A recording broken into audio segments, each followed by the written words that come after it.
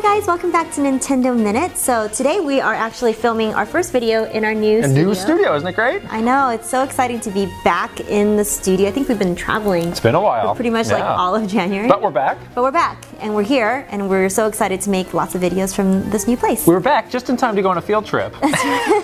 We're just in time to leave.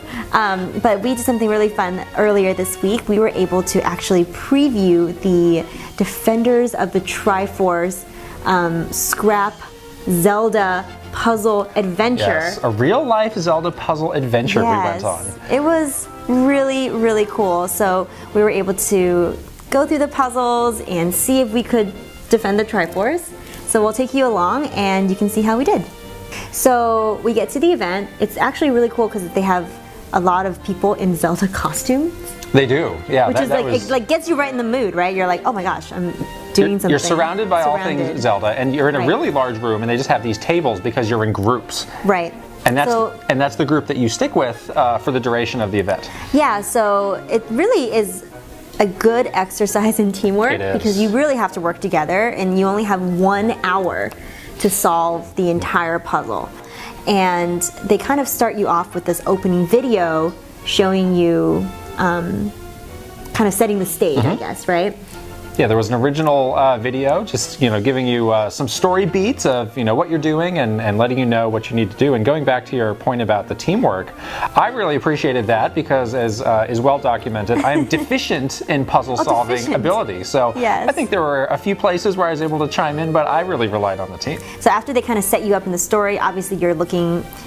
You're going to try to solve these puzzles to get the Master Sword, which is very common, of course, in the Zelda games, in the Zelda lore. So, yeah. And since you're all in this big room, you're seeing the other teams kind of running off doing something. Right. Actually, running was prohibited. I shouldn't say that. Running was not allowed. You could not run. No. That was Walk that was carefully. A very specific. But you would see people going off to do something, and you would think, oh no, they're way ahead of us. Yeah, that was scary. And then like you can't help yourself. Like you always look around. You're like, where are they? Comparing yourself. That was a very fun dynamic to it. Right. But they give you this packet of materials. The adventure book that gets you started. And you put on Link hats, of course. Of course.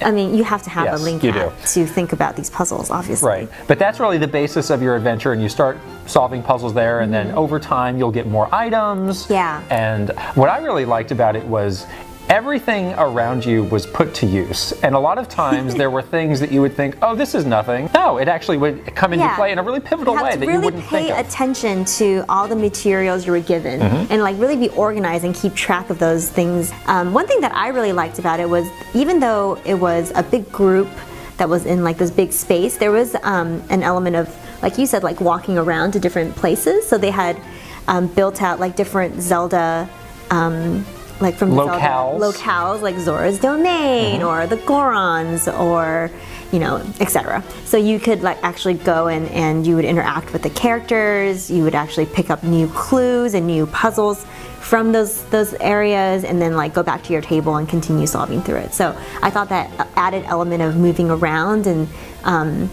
just how awesome the different locations were themed out was really cool.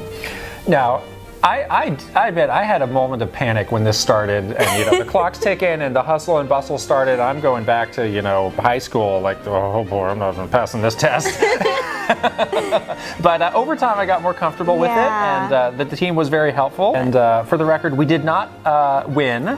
We got hung up on the last puzzle, but we got pretty far. Yeah, we were stuck on the final mission. Yeah. It was tough, so hard. But there were a number of tables that night that did finish it. 3 tables and got the Master Sword, so congratulations to them. Yeah, so definitely doable. So it's not one of those like no one can solve it kind of thing. So it's very rewarding for sure. Like you feel like you're making progress. And then when it's all over, they walk you through the solutions to all the puzzles, and there's a lot of groaning of like, oh, I should have known that.